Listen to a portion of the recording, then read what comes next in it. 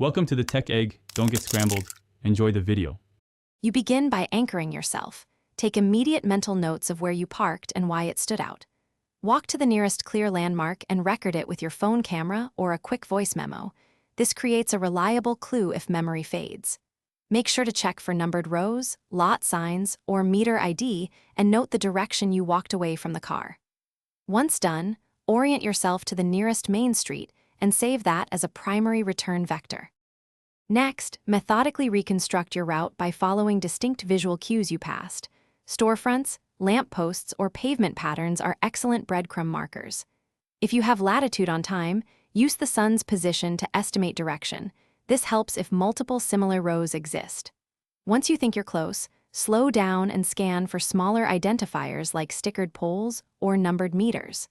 If the lot has staff or security, provide your noted. When you arrive at the suspected spot, verify the car using multiple identifiers: make, color, license plate digits, bumper stickers, or a hanging item.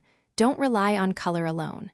If you can't find it, immediately scan for towing signs and call lot management to ask about recent tows. If still unresolved, contact the local non-emergency police line with your notes and photos ready to speed the report. If things go wrong, stay composed and present your documented clues to authorities to expedite recovery.